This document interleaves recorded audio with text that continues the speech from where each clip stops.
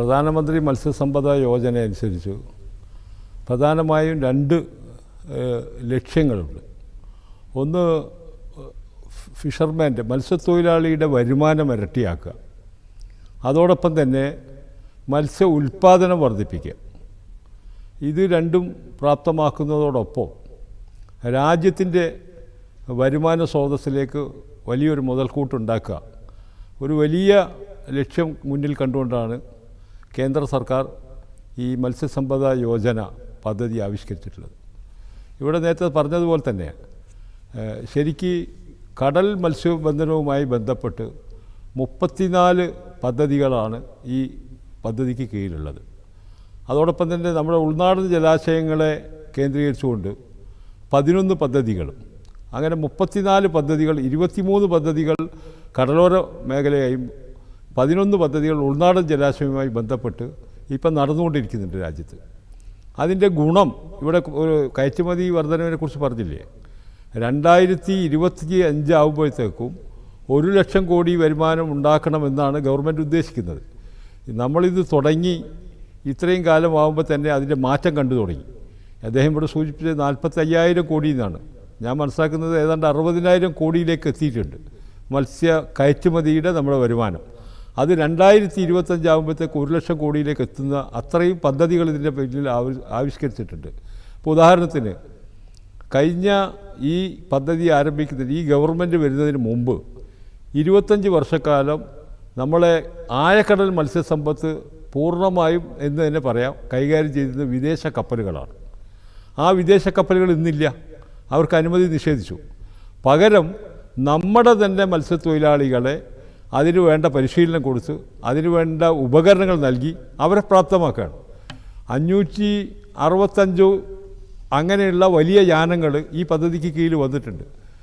നമ്മുടെ കേരളത്തിലും 20 എണ്ണം വന്നിട്ടുണ്ട്.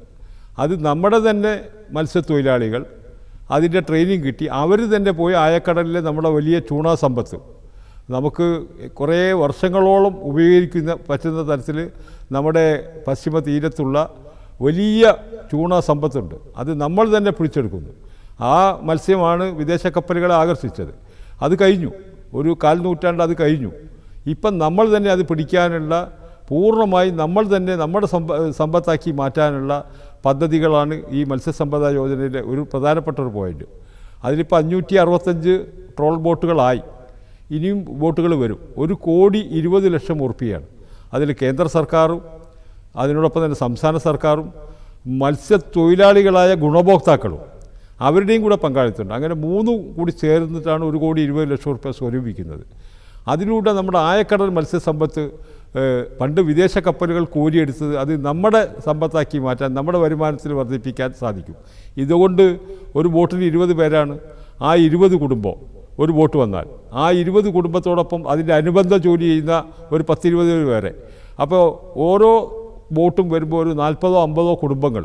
നമ്മൾ ഇതിൽ ലക്ഷ്യം വെക്കുന്ന വരുമാനം ഇരട്ടിയാക്കൽ, നമ്മൾ ഏതെങ്കിലും തോണിയിൽ പോയി ഏതെങ്കിലും ബോട്ടിൽ പോയി പിടിച്ചു കൊണ്ടുവരുന്നവരെ ഇവർ ഉടമകളാവുന്നു, ഇവർക്ക് വരുമാനം ഇരട്ടിയാവുന്നു. നമ്മളൊരു ലക്ഷ്യപ്രാപ്തിയാണത്. അതോടൊപ്പം തന്നെ ഈ മത്സ്യം നമ്മൾ തന്നെ കൈകാര്യം ചെയ്യുന്നതോടുകൂടി നമ്മുടെ രാജ്യത്തിൻ്റെ കയറ്റുമതി വരവിൽ നമുക്ക് വലിയ വരുമാനം ഉണ്ടാകുന്നു. ഉൽപ്പാദനം വർദ്ധിപ്പിക്കാൻ വളരെ വലിയ പരീക്ഷണങ്ങൾ, ഇപ്പോൾ CMFRന്റെ ആളുള്ളതുകൊണ്ട് ഞാനത് ആധികാരികമായി പറയുന്നില്ല, പല രീതിയിലുള്ള. ഇപ്പം ഞാനൊരു ഉദാഹരണം പറയാം. സലൈൻ വാട്ടറിൽ കരിമീൻ കൃഷി ചെയ്തു. ഈ പ്രാവശ്യത്തെ കഴിഞ്ഞ നവംബർ 21 മത്സ്യദിനത്തിൽ അഹമ്മദാബാദിൽ ചേർന്ന ഗ്ലോബൽ ഫിഷറീസ് മീറ്റിൽ നമ്മുടെ കേരളത്തിലുള്ള ഒരു സംരംഭകർക്കാണ് 1 ലക്ഷം ഉറുപ്പികയുടെ അവാർഡ് കിട്ടിയത്. ആ പരീക്ഷണമാണത്. അങ്ങനത്തെ 100 കണക്കിന് പരീക്ഷണങ്ങൾ ഈ രംഗത്ത് നടന്നുകൊണ്ടിരിക്കുന്നു. നമ്മുടെ ചെമ്മീൻ്റെ കാര്യത്തിലായാലും കരിമീൻ്റെ കാര്യത്തിലായാലും മറ്റ് മത്സ്യങ്ങളുടെ പല മത്സ്യങ്ങളുടെ വെറൈറ്റിന്, ഇപ്പോൾ ഇവിടെ സൂചിപ്പിച്ച ഓർണമെൻ്റൽ ഫിഷിൻ്റെ കാര്യത്തിൽ അതൊക്കെ വിപുലമായി വ്യാപിച്ചുകൊണ്ടിരിക്കുകയാണ്. ആ സംഭവ വികാസങ്ങളോടുകൂടെ നമ്മൾ ലക്ഷ്യം വെക്കുന്ന ആ ലക്ഷ്യത്തിലേക്ക് എത്തുകയാണ്. രാജ്യം 2047 ലോകത്തിൻ്റെ 1ാം സ്ഥാനത്തേക്ക് എത്താൻ വേണ്ടി പ്ലാൻ ചെയ്തിട്ടുള്ള ആത്മനിർഭർ പദ്ധതിയുടെ ഭാഗമാണ് ഈ മത്സ്യസമ്പദ യോജന. ആ മത്സ്യസമ്പദ യോജനയിലൂടെ അതിൻ്റെ ലക്ഷ്യം പ്രാപ്തമാകുമെന്നാണ് ഇതിൻ്റെ സൂചനകൾ നൽകുന്നത്. ഇതിൻ്റെ ഒരു വ്യാപ്തി, അത്തരം കാര്യങ്ങൾ കൂടി അത് ഞാൻ രണ്ടാമത്തെ ഘട്ടത്തിൽ പറയാം. വ്യക്തമാണ്. അപ്പോൾ ഈ മത്സ്യത്തൊഴിലാളികളുടെ വരുമാനം ഇരട്ടിയാക്കുന്നതോടൊപ്പം തന്നെ ധാരാളം ചെറിയ കാര്യങ്ങൾ കൂടി ഈ പദ്ധതികളിലുണ്ട്. ഉദാഹരണത്തിന് നമ്മുടെ സൈക്കിളിൽ മീൻ വിൽക്കാൻ കൊണ്ടുപോകുന്ന ആൾക്കൊരു സൈക്കിളും ഒരു ബോക്സും, 2 വീലറിൽ കൊണ്ടുപോകുന്ന ആൾക്ക് ഒരു 2 വീലറും ഒരു ബോക്സും, 3 വീലറുകാർക്ക് 3 വീലർ ബോക്സും, 4 വീലറുകാർക്ക് അതുപോലെ മറ്റ് വലിയ വണ്ടികൾ, ഐസ് കമ്പനി ഉണ്ടാക്കാൻ, ഐസ് പ്ലാന്റ് ഉണ്ടാക്കാൻ, അതൊക്കെ ഈ പദ്ധതിൻ്റെ ഭാഗമായി വരുന്നത്. അനുബന്ധമായ പ്രോസസ്സിങ്ങിൻ്റെ, വിപണന രംഗത്ത്, അതുപോലെ വാല്യൂ പ്രൊഡക്റ്റിൻ്റെ രംഗത്ത് എല്ലാം ഒരു സമ്പൂർണ്ണമായ വികസനത്തിലേക്കും അതോടുകൂടി ഇദ്ദേഹം സൂചിപ്പിച്ചതുപോലെ ധാരാളം ആളുകൾക്ക് തൊഴിൽ ലഭിക്കുന്ന ഒരു സാഹചര്യം കൂടി എല്ലാമായ ഒരു വിപുലമായ പദ്ധതിയാണ് മത്സ്യസമ്പദ യോജന പ്ലാൻ ചെയ്തിട്ടുള്ളത്. ആർക്കൊക്കെ ആയിരിക്കും ഇതിൻ്റെ പ്രയോജനം ലഭിക്കുക? മത്സ്യബന്ധന മേഖലയിലെ സൂക്ഷ്മ ചെറുകിട സംരംഭങ്ങളെയൊക്കെ ഇത് എത്രത്തോളം സഹായിക്കും വരും ദിവസങ്ങളിൽ? ശരിയാണ്, അത് നമ്മൾ നേരത്തെ പറഞ്ഞല്ലോ ലക്ഷ്യങ്ങൾ. കൂടുതൽ ആളുകളെ ഈ രംഗത്തേക്ക് വരിക, അവർക്ക് വരുമാനം ഉണ്ടാക്കുക, കൂടുതൽ ആളുകൾക്ക് തൊഴിലവസരം ഉണ്ടാവുക. അപ്പോൾ എനിക്ക് തോന്നുന്നു ഇതിൻ്റെ പദ്ധതിയിൽ തന്നെ ആദ്യഘട്ടത്തിൽ തന്നെ മത്സ്യത്തൊഴിലാളികളുടെ വരുമാനം വർദ്ധിപ്പിക്കുന്നതിൻ്റെ ഒരു പ്രധാന ഘടകം അവരിലെ മത്സ്യത്തൊഴിലാളികളുടെ സ്ത്രീകൾക്കും വരുമാനം ഉണ്ടാക്കുക. അതായത് വീട്ടിൽ വെറുതെ ഇരിക്കുന്ന സ്ത്രീകൾക്ക് കൂടി വരുമാനം ഉണ്ടാക്കാനുള്ള SHG മുഖാന്തരമുള്ള ധാരാളം പ്രൊഡക്റ്റുകൾ, അത് എല്ലാ കാര്യം പറയുന്നില്ല, നമ്മുടെ മത്സ്യത്തിൻ്റെ വാല്യൂ പ്രൊഡക്റ്റിൻ്റെ നിർമ്മാണത്തിൽ അവരെ സഹായിക്കുന്ന പദ്ധതികൾ. ഇവിടെ നേരത്തെ സൂചിപ്പിച്ചതുപോലെ മറ്റ് പ്രോജക്റ്റ് പോലെയല്ല, പണത്തിന് ബുദ്ധിമുട്ടില്ല, എല്ലാ പണവും നൽകി സഹായിക്കുന്നതാണ് ഈ പദ്ധതി. വളരെ നമ്മളോട് ബന്ധപ്പെടുന്ന രീതിയിൽ, എല്ലാവരെയും സഹായിക്കുന്ന രീതിയിൽ, ഒരു മടുപ്പ് തോന്നാത്ത രീതിയിൽ, ബുദ്ധിമുട്ടില്ലാതെ കാലതാമസമില്ലാതെ നടപ്പാക്കുന്ന പദ്ധതി. കാരണം പണത്തിന് ബുദ്ധിമുട്ടില്ല. ഞാനിതിനോട് ഒരു കാര്യം കൂടി കൂട്ടിച്ചേർക്കേണ്ടത്, ഈ ജലാശയങ്ങളെ പറ്റി പറയുമ്പോൾ നമ്മൾ ലോകത്തെ ഒന്നാമത്തെ മത്സ്യോൽപാദന രാജ്യമാകാൻ ശ്രമിക്കുമ്പോൾ നമ്മളിപ്പോഴത്തെ സാധ്യത അതിന് അനുകൂലമാണ്. നമുക്ക് 2 ലക്ഷം ചതുരശ്ര കിലോമീറ്ററാണ് കടൽ, നമ്മുടെ കടൽ. അതോടൊപ്പം തന്നെ ഏതാണ്ട് 1 ലക്ഷം കിലോമീറ്റർ ജലാശയം ഭാരതത്തിൽ വേറെയുണ്ട്. വൻകിട പുഴയും നദിയും നമ്മുടെ തോടും കായലും ഒക്കെ കൂടി അങ്ങനെ ഏതാണ്ട് 3 ലക്ഷത്തോളം സ്ക്വയർ കിലോമീറ്റർ ജലാശയം നമ്മുടെ രാജ്യത്ത് സ്വന്തമായിട്ടുണ്ട്. നേരത്തെ സൂചിപ്പിച്ചതുപോലെ നമ്മുടെ മത്സ്യത്തൊഴിലാളികളുടെ എണ്ണം പറഞ്ഞു. പക്ഷേ നമ്മൾ ഇന്ന് ഉപയോഗിക്കുന്നത് ഇതിൻ്റെ ഒരു 15-20% സ്ഥലം മാത്രമാണ് മത്സ്യബന്ധനത്തിന് ഉപയോഗിക്കുന്നത്.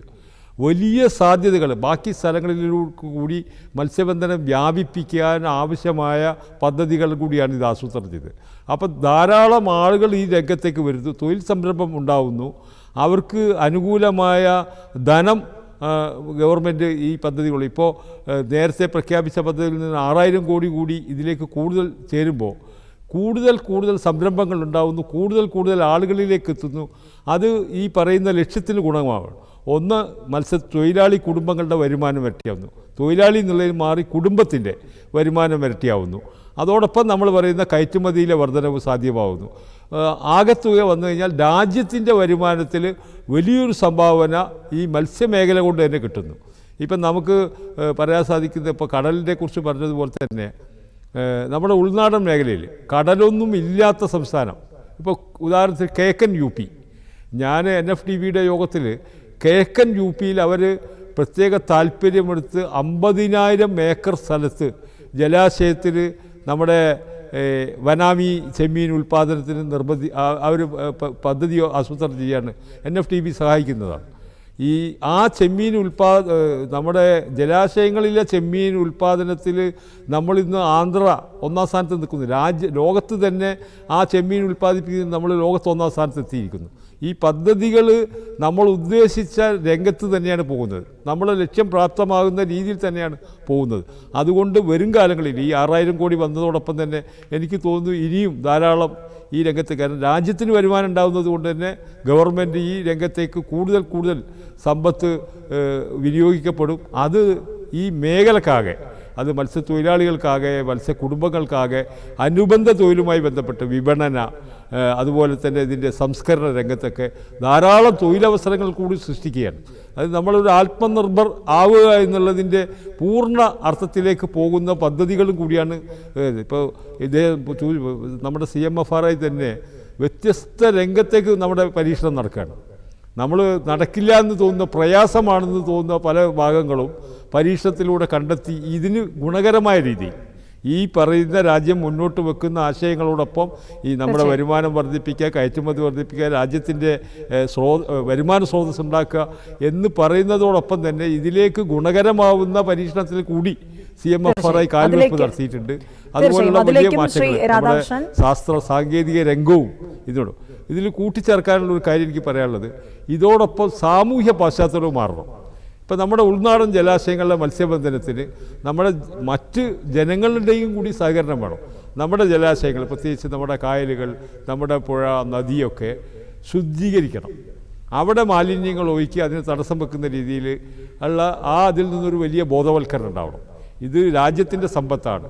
ആ സമ്പത്ത് ഉപയോഗിച്ച് രാജ്യത്തിന് വരുമാനം ഉണ്ടാക്കാനാണ്, കോടിക്കണക്കിന് ആളുകളുടെ ജീവിതമാണ് എന്ന് മനസ്സിലാക്കി നമ്മുടെ ജലാശയങ്ങളെ ശുദ്ധമാക്കി നിലനിർത്താനുള്ള ഒരു സാമൂഹ്യ പശ്ചാത്തലം കൂടി നമ്മുടെ രാജ്യത്ത് ഉണ്ടായി വരുന്നത്. ഇപ്പോൾ കടലിൽ തന്നെ നിങ്ങൾക്ക് ഓർമ്മയുണ്ടാവും, ഓക്കി കൊടുങ്കാറ്റടിച്ച സമയത്ത് നമ്മുടെ തിരുവനന്തപുരം കൊല്ലം ഭാഗത്തെ കടൽ തീരത്ത് ആ കടൽ കൊണ്ടുപോയി തള്ളിയ വലിയ മാലിന്യ കൂട്ടങ്ങളുണ്ട്. വലിയ മതിൽ കെട്ടിയതുപോലെ കടൽ തീരത്ത് നമ്മൾ കടലിലേക്ക് വലിച്ചെറിഞ്ഞ പ്ലാസ്റ്റിക്കുകളും മാലിന്യങ്ങളും കരയിലേക്ക് അടിഞ്ഞുകൂടിയത് നമ്മൾ നേരിട്ട് കണ്ടതാണ്. അപ്പം നമ്മളെ വലിയ കടലാണ്, അതുകൊണ്ട് എന്തുകൂടാ എന്നൊക്കെ ഉള്ളൊരു ധാരണ. ആ കടലും മലിനമാക്കപ്പെടുന്നത് നമ്മുടെ തീരത്തെ മത്സ്യബന്ധനം. തീർച്ചയായും ശ്രീ NB രാധാകൃഷ്ണൻ, താങ്കൾ നേരത്തെ സൂചിപ്പിച്ച പ്രസക്തമായ കാര്യം സാമൂഹികമായി പാലിക്കേണ്ട വലിയ ഉത്തരവാദിത്വത്തെക്കുറിച്ച് കൃത്യമായി നല്ലൊരു സ്കീമുണ്ട്. ഇവിടെ സാറ് സൂചിപ്പിച്ചതുപോലെ അതിനുവേണ്ട സാങ്കേതിക സൗകര്യങ്ങളുണ്ട്, ഗവേഷണങ്ങൾ നടക്കുന്നുണ്ട്, പ്രകൃതി കനിഞ്ഞു നൽകിയ വൈവിധ്യമുണ്ട്, കടൽ സമ്പത്തുണ്ട്. പക്ഷേ ഓഖിക്ക് ശേഷം കണ്ട ഒരു കാഴ്ച താങ്കൾ ഇവിടെ സൂചിപ്പിക്കുകയുണ്ടായി. നമ്മുടെ സംസ്ഥാനത്തിന് വലിയ പ്രതീക്ഷ നൽകുന്നതാണ്. നമ്മുടെ ജലാശയങ്ങൾ, ജലസ്രോതസ്സുകൾ ഉപയോഗിക്കുന്നതിന്, ഈ ഒരു മത്സ്യകൃഷിയിലേക്ക് കൂടുതൽ പേർ എത്തുന്നതിന് വേണ്ട സന്നാഹങ്ങൾ കേന്ദ്രം ഇപ്പോൾ ഒരുക്കിയിട്ടുണ്ട്. നമ്മുടെ നാട് ഈ ഒരു വളരെ ഗൗരവത്തോടെ ഈ വിഷയത്തെ ഇനി എങ്ങനെയാണ് വരും ദിവസങ്ങളിൽ കാണേണ്ടത്? അല്ല, അതിൽ വിപുലവും വിശാലവുമായ പരിധിയുണ്ട്, നമുക്ക് സാധ്യതകളുണ്ട്. ഇപ്പോൾ തയ്യാറാക്കി വരുന്നപ്പോൾ ഫണ്ടിൻ്റെ കാര്യത്തിൽ വലിയ പ്രശ്നവുമില്ല. പക്ഷേ ഈ പദ്ധതി ആവിഷ്കരിച്ചപ്പോൾ ഈ പദ്ധതികൾക്ക് വ്യത്യസ്ത രീതിയിലാണ് ഫണ്ടിങ് നടക്കുന്നത്. അതൊന്ന് നേരിട്ട് കേന്ദ്ര ഫണ്ടാണ്, അത് തടസ്സമില്ലാതെ മുന്നോട്ട് പോകും. ചില കാര്യങ്ങളിൽ 60-40 40% സംസ്ഥാന സർക്കാർ വേണം. ചിലതിൽ ഗുണഭോക്താക്കളുടെ വിഹിതം ഉണ്ടാവും. അങ്ങനെ 3 രീതിയിലാണ് ഈ ഫണ്ട് പോകുന്നത്. നിർഭാഗ്യകരമെന്ന് പറയട്ടെ, ഈ 34 പദ്ധതികളും കേരളത്തിൽ നടക്കുന്നു എന്ന് എനിക്ക് തോന്നുന്നില്ല. എനിക്ക് അതിനെക്കുറിച്ച് കൃത്യമായി അറിയില്ല. പക്ഷേ 34 പദ്ധതിയും ഇവിടെ നടക്കുന്നു എന്ന് എനിക്ക് തോന്നുന്നില്ല. കാരണം അത് നമ്മുടെ സംസ്ഥാനത്തിൻ്റെ ചെറിയൊരു പോരായ്മയാണ്. നമ്മുടെ സാമ്പത്തിക പരാധീനത കൊണ്ട് പല പദ്ധതി ഏറ്റെടുത്ത് നടത്തുന്നില്ല. ഇപ്പോൾ ആയക്കടൽ ബോട്ടിൻ്റെ കാര്യത്തിൽ അങ്ങനെ ഒരു സംഭവമുണ്ട്. നമ്മൾ ആകെ 20 ബോട്ടേ വാങ്ങിയിട്ടുള്ളൂ. നമുക്ക് ധാരാളം ബോട്ടിന് സാധ്യതയുണ്ട്. കേന്ദ്ര ഫിഷറീസ് മന്ത്രി കേരളത്തിലെ മത്സ്യഗ്രാമങ്ങളിലേക്ക് നേരിട്ട് വന്ന് ഒരു 7 ദിവസം ഉണ്ടായിട്ടുണ്ട്. അദ്ദേഹം പറഞ്ഞു, നിങ്ങളുടെ ആവശ്യത്തിനനുസരിച്ച് പറഞ്ഞോളൂ, പദ്ധതി അതിനനുസരിച്ച് ആസൂത്രണം ചെയ്യാം. ഈ ആയക്കടൽ ബോട്ടിൻ്റെ ധാരാളം സാധ്യതകൾ അദ്ദേഹം പറഞ്ഞു. പക്ഷേ നമ്മുടെ സംസ്ഥാന സർക്കാർ കൂടി ഇതിനോടൊപ്പം ചേരണം. ഈ സാമൂഹ്യ പശ്ചാത്തലം പോലെ തന്നെ രാഷ്ട്രീയ പശ്ചാത്തലവും വേണം. പാർട്ടി രാഷ്ട്രീയമല്ല ഞാൻ പറഞ്ഞത്. ഒരു തയ്യാറെടുപ്പ് മുന്നോട്ട് പോകുമ്പോൾ എല്ലാ രംഗവും ഒന്നിച്ച് സഹകരിക്കണം. നമ്മുടെ മത്സ്യത്തൊഴിലാളികളെ കൈപിടിച്ച് ഉയർത്തുന്ന കാര്യത്തിൽ ആർക്കും തർക്കമൊന്നുമില്ല. മത്സ്യത്തൊഴിലാളികൾക്കും മത്സ്യബന്ധനക്കാർക്കും അതുമായി ബന്ധപ്പെട്ടവർക്കും വരുമാനം ഉണ്ടാവണമെന്നൊന്നും ആർക്കും തർക്കമൊന്നുമില്ല. പക്ഷേ ഈ നിർദ്ദേശിച്ച പദ്ധതികൾ അതുപോലെ നടപ്പിലാക്കാൻ സംസ്ഥാനത്തിൻ്റെയും കൂടി പങ്കാളിത്തം വേണം. പലപ്പോഴും നമ്മുടെ സാമ്പത്തിക പരിമിതികൾ കൊണ്ട് പല പദ്ധതികൾ നടപ്പാകാതെ പോകുന്നുണ്ട്. ഈ കൂട്ടത്തിൽ തന്നെ പലതും പേരിന് നടക്കുന്നതുണ്ട്. പക്ഷേ വ്യാപകമായി നടക്കേണ്ട പദ്ധതികളുമുണ്ട്, നടത്താൻ സാധിക്കുന്ന പദ്ധതികളുണ്ട്. അതൊക്കെ നടത്തുകയും നമ്മുടെ സംസ്ഥാനവും കൂടി ഇതിനകത്ത് ഞാൻ പറഞ്ഞു വന്നത് ഈ സാമൂഹ്യ പശ്ചാത്തലം. നമ്മുടെ നാട്ടിൽ തണ്ണീർത്തട നിയമമുണ്ട്, മലിനജലം തടയുന്നതിനുള്ള നിയമമുണ്ട്, അത്തരം ധാരാളം നിയമങ്ങളുണ്ട്. പക്ഷേ ആ നിയമവും അതിനെതിരെ വലിയ കേസൊക്കെ എടുക്കാം. പക്ഷേ അതൊക്കെ ഉണ്ടായിട്ടും ഈ ജലാശയങ്ങൾ മാലിന്യപ്പെടുന്നതിൻ്റെ അകത്ത് ആ പശ്ചാത്തലം നമുക്കറിയാലോ. ഞാൻ ആരെയും കുറ്റം പറയില്ല. ഫാക്ടറികളിലെ മാലിന്യങ്ങൾ ഒഴിക്കുന്നതായാലും ബോധപൂർവം തന്നെ മാലിന്യം കൊണ്ടുപോയി കളയാനുള്ളൊരു ഡംപായി കാണുന്ന ആൾക്കാരും ആ മനോഭാവമെല്ലാം മാറണം. അപ്പോൾ അതിനനുസരിച്ചുള്ള പാശ്ചാത്തലം ഒരുക്കാനാണ് സാമൂഹ്യ പാശ്ചാത്തലം ഉണ്ടാവണം. അതോടൊപ്പം തന്നെ രാഷ്ട്രീയ പാശ്ചാത്തലവും ഭരണാധികാരികളും ഈ കാര്യത്തിൽ നിയമങ്ങൾ കർശനമായി നടപ്പിലാക്കാനും ഇത് സംരക്ഷിക്കേണ്ടത്, ഇത് രാജ്യത്തിൻ്റെ സമ്പത്താണ്, ഇതൊരു വലിയ വിഭാഗം ജനങ്ങളുടെ ആശ്രയമാണ്, ആ വിഭാഗം ജനങ്ങളുടെ കൂടുതൽ പേർക്ക് ഇതുകൊണ്ട് ആശ്രയിക്കാൻ പറ്റുന്ന മേഖലയാണ് എന്നൊക്കെ മനസ്സിലാക്കിക്കൊണ്ട് ഇത് മുന്നോട്ട് പോയാൽ നമുക്ക് സാധിക്കുമെന്നാണ്. ഇപ്പം ഞാൻ ഉദാഹരണം പറഞ്ഞത്, നമുക്ക് കടലുമായി ബന്ധപ്പെട്ട് ചാകര നമ്മൾ കേട്ടിട്ടുണ്ട്. നിങ്ങളിപ്പോൾ ഈ അടുത്ത കാലത്ത് ഒരു 10 കൊല്ലത്തിനുള്ളിൽ ചാകര കേട്ടോ? ചാകര എന്ന് പറയുന്നത് നമ്മളെ പത്രക്കാരെ സംബന്ധിച്ചിടത്തോളം കുറേ ഈ വർഷകാലത്ത് കുറേ തോണിയിൽ മത്തി വന്നാൽ അല്ലെങ്കിൽ ചെമ്മീൻ വന്നാൽ അവിടെ ചാകര എന്ന് പറയും. പക്ഷേ ആ ചാകര അതല്ല. ചാകര എന്ന് പറയുന്നത് നമ്മുടെ കടലിലെ സാഹചര്യത്തിനനുസരിച്ച് നമ്മുടെ കടലിനടിയിലുള്ള ചളികൾ ഒന്നിച്ചൊരു കൂടിയിട്ട് മഡ് ബാങ്കാണ് ചാകര. ആ മഡ് ബാങ്ക് ഉണ്ടാകുമ്പോൾ വർഷകാലത്ത് കടൽക്ഷോഭം ആ മഡ് അടിയിൽ കെട്ടി നിൽക്കുന്നതുകൊണ്ട് അവിടെ കടൽക്ഷോഭം ഉണ്ടാവില്ല. അപ്പോൾ അവിടെ നിന്ന് മൺസൂൺ സമയത്ത് പണിക്ക് പോകാൻ സാധിക്കും. അപ്പോൾ അവിടെ മീൻ കിട്ടും. അതുകൊണ്ടാണ് ചാകര എന്ന് പറയുമ്പോൾ മത്സ്യക്കൊയ്ത്ത് എന്നൊക്കെ പറയുന്നത് ഈ ഒരു ശാസ്ത്രീയമായ പ്രതിഭാസം അടിയിൽ നടക്കുന്നത് കൊണ്ടാണ് ചാകര ഉണ്ടാകുന്നത്.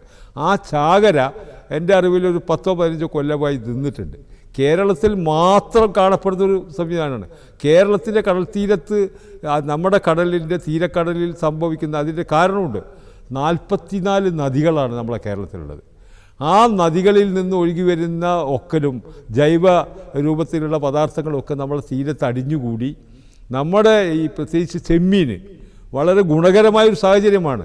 ചെമ്മീൻ്റെ ലൈഫ് സൈക്ലോണിക് സിസ്റ്റം പൂർത്തിയാക്കാൻ ഈ അന്തരീക്ഷം ഗുണകരമാണ്. അതൊക്കെ മെല്ലെ മെല്ലെ നഷ്ടപ്പെട്ട് തീരെ ഇല്ലാതായി എന്ന് തന്നെ പറയാം.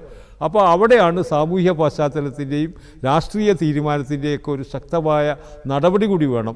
പദ്ധതിയുണ്ട്, ഫണ്ടുണ്ട്, ആളുകൾക്ക് താല്പര്യമുണ്ട്. പക്ഷേ ഈ പറയുന്ന അന്തരീക്ഷം കൂടി ഒരുക്കി കൊടുത്താൽ നമ്മൾ ഉദ്ദേശിക്കുന്ന അർത്ഥത്തിലേക്ക്, നമ്മൾ ഉദ്ദേശം വെക്കുന്ന ലക്ഷ്യത്തിലേക്ക് നമുക്ക് മുന്നോട്ട് പോകാൻ സാധിക്കും. ഈ യുവാക്കൾ കൂടുതലായി ഈ ഒരു മേഖലയിലേക്ക് കടന്നു വരാൻ ഈ ഒരു സ്കീമും ഇതിൻ്റെ സബ്സിഡിയും മറ്റു കാര്യങ്ങളുമൊക്കെ ഒരു ഘടകമായി മാറില്ലേ? താങ്കൾ എന്താണ് പ്രതീക്ഷിക്കുന്നത് വരും ദിവസങ്ങളിൽ? അല്ല, ഈ മത്സ്യമേഖലയിലുള്ള ആൾക്കാർ മാത്രമല്ല, ജനറൽ വിഭാഗത്തിലെ ആൾക്കാർക്കും നല്ല വിദ്യാസമ്പന്നരായ ചെറുപ്പക്കാർക്ക് കടന്നു വരാൻ ധാരാളം അവസരങ്ങളുണ്ട്. കാരണം ഈ കൂട് മത്സ്യ കൃഷീൻ്റെ കാര്യത്തിലായാലും അതല്ലാതെ ഓർണമെൻ്റൽ കൃഷീൻ്റെ കാര്യത്തിലായാലും ഫിഷിങ്ങിൻ്റെ കാര്യത്തിലായാലും ഇനി ജലാശയം ചെറിയ 10 സെൻറ്റോ അല്ലെങ്കിൽ 1/2 ഏക്കറോ 1 ഏക്കറോ ഒക്കെ ഉള്ള ആളുകൾക്കാണെങ്കിലും ഈ നമ്മുടെ ചെമ്മീൻ കൃഷിക്കായാലും അല്ലെങ്കിൽ ഫിലോപ്പിയ ആണെങ്കിലും അതിനൊക്കെ അനുകൂലമായ ധാരാളം ഘടകങ്ങളുണ്ട് ഇതിനകത്ത്. വലിയ മുതൽ മുടക്ക് നമ്മൾ ഇറക്കണ്ട. ഈ പറയുന്ന സബ്സിഡീൻ്റെ കാര്യം പറഞ്ഞു. ഇപ്പോൾ ST വിഭാഗങ്ങൾക്ക് 100% സബ്സിഡി. SC വിഭാഗങ്ങൾക്ക് അത് ശരിയാണത്, ഇതിലെ പല പ്രോജക്റ്റുകൾക്കും. അതുപോലെ സ്ത്രീകൾക്ക് ധാരാളം മാത്രമല്ല, ഗുണഭോക്തൃ വിഹിതത്തിന് ദേശാൽകൃത ബാങ്കിൽ നിന്നുള്ള സഹായമുണ്ട് ഈ പദ്ധതിയിൽ കിട്ടിക്കഴിഞ്ഞാൽ. സ്വന്തമായിട്ട് പൈസ ഉണ്ടാക്കിയിട്ട് ഇറങ്ങേണ്ട ആവശ്യമില്ല. അതാണ് ഞാൻ പറഞ്ഞ സാമ്പത്തിക പ്രശ്നം ഇല്ല. ഈ മറ്റ് കാര്യങ്ങൾ പോലെ നമ്മൾ ഒരു സംഖ്യ ഉണ്ടാക്കി എന്നിട്ട് തുടങ്ങാമെന്നില്ല. നമുക്ക് ഈ പ്രോജക്റ്റ് തുടങ്ങാൻ ദേശാൽകൃത ബാങ്കിൽ നിന്ന് സഹായമുണ്ട്. അത് ആത്മനിർഭറിൻ്റെ ആ പദ്ധതികളൊക്കെ അങ്ങനെയാണ്. ബാക്കി ഗവൺമെൻറ്റാണ് സഹായിക്കുന്നത്. നമ്മൾ കുറേ ദൂരം സഞ്ചരിക്കാനുണ്ട്. നമ്മൾ തുടങ്ങിയിട്ടേ ഉള്ളൂ. ഞാനിവിടെ സൂചിപ്പിച്ചല്ലോ, 3 ലക്ഷം സ്ക്വയർ കിലോമീറ്റർ കടൽ ജലാശയം നമുക്കുണ്ട്. നമ്മൾ മുന്നോട്ട് പോകാനുണ്ട്. ഇതൊരു തുടക്കമാണ്. ഈ തുടക്കത്തിൻ്റെ കാര്യങ്ങളാണ് ഇപ്പോൾ ഇവിടെ CMFRIൻ്റെ ഭാഗത്തുനിന്നും കർഷകൻ്റെ ഭാഗത്തുനിന്നും ഒക്കെ പറഞ്ഞിട്ടുള്ളത്. ഇത് നമ്മൾ കൂടുതൽ ആളുകളിലേക്ക്, പുതിയ സംരംഭകരിലേക്ക്, പ്രത്യേകിച്ച് വിദ്യാസമ്പന്നരായ യുവാക്കൾക്കടക്കം, നമ്മൾ വലിയ തൊഴിൽ തേടിയൊന്നും പോകണ്ട, നമ്മളെ വീട്ടുമുറ്റത്ത് നമ്മുടെ പരിസരത്ത് ഈ കാര്യങ്ങൾ ഉണ്ടാക്കാൻ പറ്റുന്ന സാഹചര്യമാണ് വരുന്നത്. കടലോ കാര്യമായി വെള്ളമില്ലാത്ത KNUPക്കാർക്ക് സാധിക്കുമെങ്കിൽ, നമ്മളെത്ര നദികളില്ലാത്ത ആന്ധ്രക്കാരന് സാധിക്കുമെങ്കിൽ, ഏറ്റവും കൂടുതൽ തോടും കായലും പുഴകളും ഒക്കെയുള്ള കേരളത്തിൽ വളരെ വലിയതാണ്. ഞാൻ ഒരു ഉദാഹരണം കൂടി പറഞ്ഞ് നിർത്താം. കഴിഞ്ഞ ഇതിൻ്റെ മുമ്പിലത്തെ NFDB യോഗത്തിൽ നമ്മുടെ കേരളത്തിൻ്റെ ഫിഷറീസ് മന്ത്രി പങ്കെടുത്തിരുന്നു. ഇപ്പോഴത്തെ മന്ത്രിയല്ല, ഇടക്കാലത്ത് ഉണ്ടായിരുന്ന അബ്ദുറഹ്മാൻ മന്ത്രി. ആന്ധ്രയിലെ വിജയഗാഥകൾ അവിടെ അവതരിപ്പിച്ചപ്പോൾ അദ്ദേഹം എന്നോട് പറഞ്ഞു, രാധാകൃഷ്ണ ഇത് നമുക്കെടുത്തൂടെ, നമുക്ക് ചെയ്യാൻ പറ്റുമല്ലോ എന്ന്. അദ്ദേഹത്തിന് താല്പര്യമുണ്ടായിരുന്നു. അദ്ദേഹം അത് നോക്കണം, പഠിക്കണം എന്നൊക്കെ പറഞ്ഞു. അത് വലിയ ഒരു നേട്ടമാണ്. അങ്ങനെ നമ്മുടെ ഭരണാധികാരികൾ ചിന്തിച്ചാൽ ഈ മാതൃകകളൊക്കെ കണ്ട് നമ്മുടെ സംസ്ഥാനത്തും നമുക്ക് ഏറ്റവും കൂടുതൽ പ്രയോജനകരമായി ഉപയോഗപ്പെടുത്താൻ പറ്റുന്ന അനുകൂല സാഹചര്യം നമുക്കുണ്ട്. ആ സാഹചര്യം ഇതിനോടൊപ്പം നമ്മൾ ഉപയോഗപ്പെടുത്തണം. കുറേ കൂടി നമ്മൾ അതിൻ്റെ സാമ്പത്തിക സഹായത്തിൻ്റെ കാര്യത്തിൽ സംസ്ഥാന സർക്കാരും ചെറിയ വിഹിതമൊന്നും മാറ്റി വെച്ചാൽ പോരാ, ഫണ്ട് വെച്ച് ഏതാണ്ട് ലക്ഷക്കണക്കിന് 2-2.5 ലക്ഷം വരുന്ന ദൈനംദിന മത്സ്യബന്ധനത്തിൽ ഏർപ്പെടുന്ന ആളുകൾ, ബന്ധനവുമായി ബന്ധപ്പെട്ട ആൾക്കാർ കേരളത്തിലുണ്ട്. നമുക്ക് അവരെ സഹായിക്കുന്ന രീതിയിൽ സംസ്ഥാനത്തിൻ്റെ ഫണ്ട് വീതവും വർദ്ധിപ്പിക്കണം. കാര്യമായി ശ്രമിച്ചാൽ നമുക്കൊരു വലിയ മുന്നേറ്റം കേരളത്തിലും ഉണ്ടാക്കാൻ പറ്റും. കേരളം നമ്മൾ ശ്രദ്ധിക്കേണ്ടതാണ്. മത്സ്യ കയറ്റുമതിയിൽ ഒരു കാലത്ത് ഇന്ത്യയുടെ 33% വരെ സംഭാവന നൽകിയ കേരളമാണ്. ഇന്ത്യയിലെ മത്സ്യ ഉൽപ്പാദന രംഗത്ത് 1-ാം സ്ഥാനത്തുണ്ടായിരുന്ന കേരളമാണ്. ഇന്ന് നമുക്കത് പറയാൻ പറ്റില്ല. ഇന്ന് 1-ാം സ്ഥാനത്ത് വേറെ ആൾക്കാരാണ്, കയറ്റുമതി വർദ്ധിപ്പിക്കുന്നത് വേറെ ആൾക്കാരാണ്. നമ്മൾ ലേശം പിന്നോട്ട് പോയി. കുറേ കൂടി ഈ ഇന്നത്തെ ആധുനിക കാലത്ത് ഉണ്ടാക്കിയിട്ടുള്ള ഈ മത്സ്യസമ്പദ യോജന പദ്ധതിയെ ഗുണകരമായി ഉപയോഗിക്കാൻ പറ്റുന്ന സംസ്ഥാനം കേരളമാണ്. നമ്മളൊരു ഇച്ഛാശക്തിയോടുകൂടി കണ്ടാൽ നമ്മളിതൊരു വലിയ ഇതിൻ്റെ വശങ്ങളെക്കുറിച്ച്, ഇതിൻ്റെ പുരോഗതിയെക്കുറിച്ച് കൃത്യമായി മനസ്സിലാക്കി നമുക്ക് ഗുണകരമായി ഉപയോഗപ്പെടുത്താൻ സാധിക്കുമെന്നാണ് എൻ്റെ അഭിപ്രായം.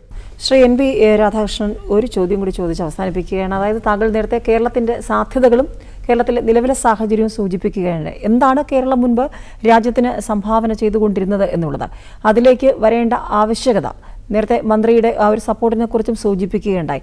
സ്വാഭാവികമായും 50% കേന്ദ്രം ഉറപ്പാക്കുന്നു. വരും ദിവസങ്ങളിൽ കൂടുതൽ നിക്ഷേപകർ, അത് വ്യക്തികളാകാം സംഘടനകളാകാം, കൂടുതൽ പേർ ഇതിലേക്ക് വരുമ്പോൾ ആ ഒരു തലത്തിൽ സർക്കാരിൻ്റെ ഒരു സഹായം സംവിധാനം എന്തൊക്കെയാണ് വരും ദിവസങ്ങളിൽ കൂടുതൽ ഉറപ്പാക്കേണ്ടത്? കേരളം ഈ വിഷയത്തിൽ എങ്ങനെയാണ് ഇതിനെ ഉപയോഗപ്പെടുത്തേണ്ടത്, ഈ സ്കീമിനെ പ്രത്യേകിച്ചും?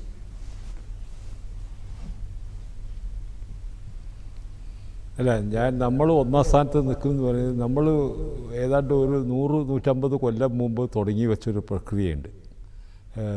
നമ്മൾ ബ്രിട്ടീഷ് സർക്കാരിൻ്റെ കാലത്ത് റാവു ബഹദൂർ പട്ടം കിട്ടിയ VV ഗോവിന്ദൻ എന്ന് പറയുന്നൊരു ഉദ്യോഗസ്ഥനുണ്ടായിരുന്നു. അദ്ദേഹം കോഴിക്കോട്ടുകാരനാണ്. അദ്ദേഹം മലബാറിലെ മദിരാശിയുടെ ഭാഗമാണെന്ന്. അവിടെ അദ്ദേഹം ആസൂത്രണം ചെയ്ത് ഇന്ത്യയിലൊക്കെ മത്സ്യബന്ധനം നടക്കുന്നുണ്ടെങ്കിലും വിപുലമായ പ്രോസസ്സിങ് സംവിധാനം, അന്ന് പച്ചക്ക് മീൻ പരത്തുന്ന ഏർപ്പാടാണ് കടപ്പുറത്ത്, എന്നിട്ട് വിൽക്കുന്നൊക്കെ ഏർപ്പാടുണ്ടായിരുന്നു. അതൊക്കെ മാറി ഉപ്പിട്ട് ശേഖരിക്കുന്ന ഫിഷ് ക്യൂറിങ് യാർഡുകൾ അദ്ദേഹം കൊണ്ടുവന്നതാണ്. അങ്ങനെ പ്രോസസ്സിങ് രംഗത്ത് അദ്ദേഹം കൊണ്ടുവച്ച ഒരു തുടർച്ച നമ്മുടെ കേരളത്തിലെ മത്സ്യബന്ധന രംഗത്തും നമ്മുടെ ഭരണരംഗത്തൊക്കെ ഉണ്ടായിരുന്നു. അതിൽ പ്രോത്സാഹനം ഉണ്ടായിരുന്നു. നമ്മൾ ഇന്തോ നോർവീജിയൻ പ്രോജക്റ്റ് നടപ്പിലാക്കി മത്സ്യം ഉൽപ്പാദിപ്പിച്ച ആൾക്കാരാണ്, ട്രോളിംഗ് ബോട്ടുകൾ കൊണ്ടുവന്ന ആൾക്കാരാണ്. അങ്ങനെ നമ്മൾ മത്സ്യോൽപാദന രംഗത്ത് വലിയ മാറ്റങ്ങൾ കൊണ്ടുവന്ന് തുടർന്ന് വന്നൊരു പാതയുണ്ട്. അത് പലതും ദുരുപയോഗം ചെയ്തു എന്നുള്ളത് വേറൊരു കാര്യം. പക്ഷേ നമ്മൾ വന്ന പാതയിലാണ് നമ്മൾ ഈ 1-ാം സ്ഥാനത്ത് ഉണ്ടായിരുന്നത്. പക്ഷേ ഇന്ന് അത്തരം നീക്കങ്ങൾ നമ്മുടെ ഭാഗത്ത് നടക്കുന്നില്ല. നമ്മളൊരു പേരിനിങ്ങനെ നടന്നു പോകുന്നു എന്നുള്ളതാണ്. കാര്യമായി ഫണ്ട് ഈ മേഖലക്ക് മാറ്റിവെക്കുന്നതിൽ സംസ്ഥാന സർക്കാരിൻ്റെ ഭാഗത്തു നിന്ന്, അത് എന്താണെന്ന് എനിക്കറിയില്ല, പക്ഷേ അതിന് രാഷ്ട്രീയമായി ഞാൻ പറയുന്നില്ല, ആ കാര്യത്തിൽ വലിയ കുറവുണ്ട്.